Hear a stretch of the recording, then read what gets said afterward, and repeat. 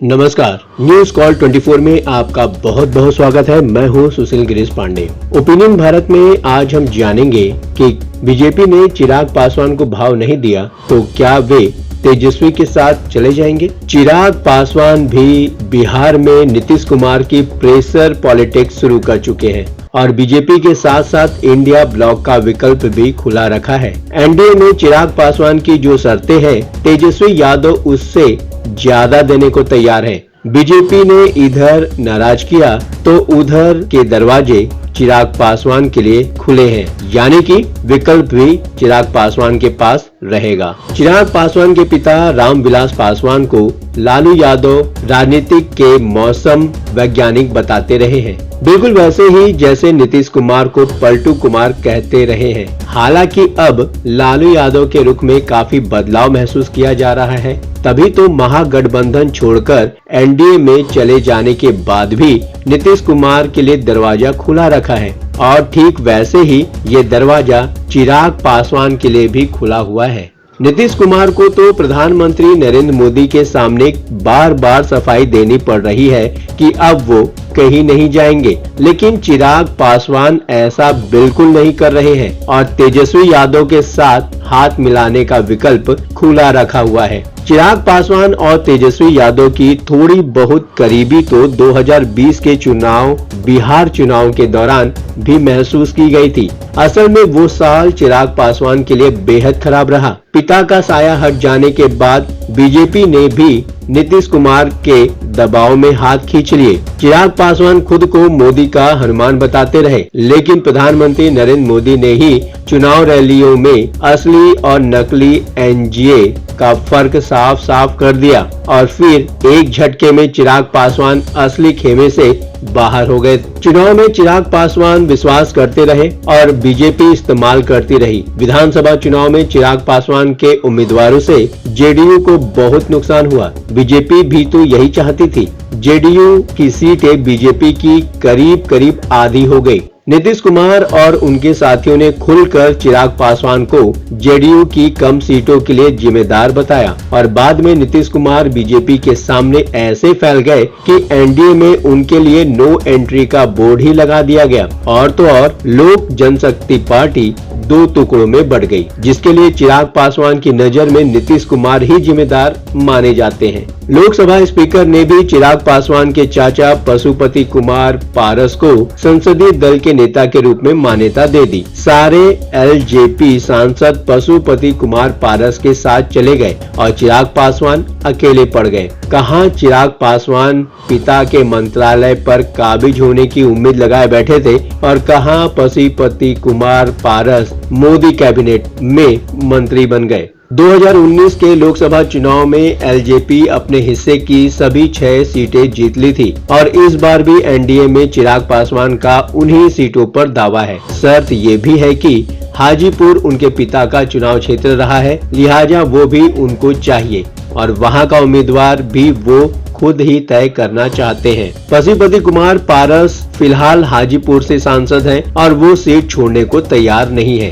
क्योंकि उनका दावा है कि रामविलास पासवान की राजनीतिक विरासत पर हम पहला हक उनका ही है। बेटा होने के नाते संपत्ति के वारिस भले ही चिराग पासवान क्यों न हो। बीजेपी के लिए फिलहाल सबसे ज्यादा मुश्किल ये लड़ाई सुलझाना हो रहा है। लोकसभा चुनाव 2024 से पहले मौके की नजाकत को देखते हुए चिराग पासवान की तरफ इंडिया गठबंधन की तरफ से चारा फेंका गया और बताते हैं कि चिराग पासवान ने भी मुंह नहीं मोड़ा है। लालू परिवार भी अभी ना उम्मीद नहीं है और बिहार में एलजेपी की मौजूदा सीटों से ज्यादा के अलावा यूपी में भी 2 सीटों का ऑफर किया गया है।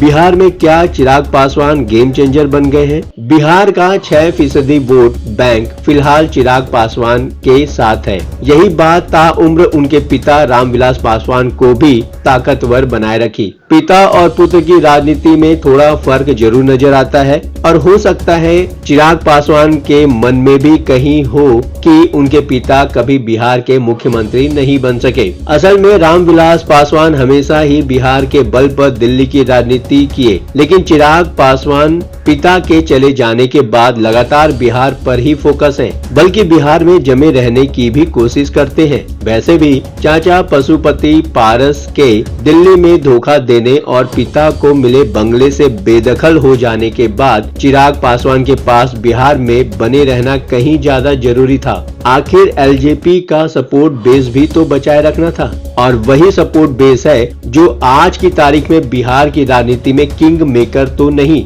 लेकिन गेम चेंजर तो बना ही दिया है। 2020 के बिहार विधानसभा चुनाव में चिराग पासवान ने जमीन पर तो ये साबित कर ही दिया था। वो बिहार के विकास की बात करते हैं और युवा समर्थकों के बीच एक उम्मीद भरे भविष्य का सपना दिखाते हैं। ऐसे में ये तो साफ ही हो चुका है कि जिसके साथ रहेंगे फायदे में वही रहेगा। नीतीश कुमार भी तो ऐसा ही करते रहे हैं। नीतीश कुमार की राजनीति ढलान पर है, लेकिन चिराग पासवान के सामने तो अभी पूरा लंबा वक्त है। एनडीए में चिराग पासवान का स्टेटस, नीतीश कुमार और चिराग पासवान की तकरार तो पहले से ही थी, लेकिन 2020 के बिहार विधानसभा चुनाव में बढ़ गई, और बिहार विधानसभा में तो हाल ये हो गया कि चिराग पासवान को मैदान में अकेले उतरना पड़ा। अगस्त 2022 में जब नीतीश कुमार महागठबंधन में चले गए थे तो एनडीए में चिराग पासवान की पूछ बढ़ गई और उपचुनाव में बीजेपी उनको कैंपेन के लिए भी बुलाने लगी।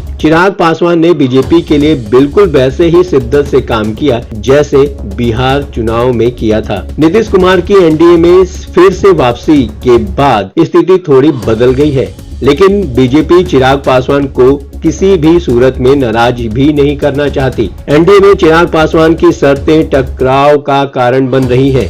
वो पिछली बार की तरह 6 सीटें भी चाहते हैं और हाजीपुर की सीट भी। अभी कुछ फाइनल तो नहीं है, लेकिन अगर चिराग पासवान नहीं माने तो बीजेपी उनको 6 सीटें देने के बाद पशुपति कुमार पारस को अपने कोटे में एडजस्ट करेगी। लेकिन फिर बीजेपी को पशुपति कुमार पारस को मनाना भी पड़ेगा हाजीपुर सीट छोड़ने के लिए, क्योंकि चिराग पासवान को इंडिया ब्लॉक ने लपक लिया तो बड़ी मुश्किल होगी। यूपी जैसे ही हो सकते हैं बिहार के लड़के। जैसे यूपी में राहुल गांधी और अखिलेश यादव ने फिर से हाथ मिला लिया है, चिराग पासवान ने भी बिहार में विकल्प खुला रखा है, और ऐसा हुआ तो यूपी की तरह इंडिया ब्लॉक का कैंपेन चलेगा बिहार के लड़के। चिराग पासवान और तेजस्वी यादव दोनों युवा हैं। दोनों ही नेताओं की अच्छी खासी फैन फॉलोइंग है और दोनों ही बिहार के विकास की बात करते हैं, और यही वजह है कि इंडिया ब्लॉक की तरफ से चिराग पासवान को एक्स्ट्रा ऑफर मिल रहा है।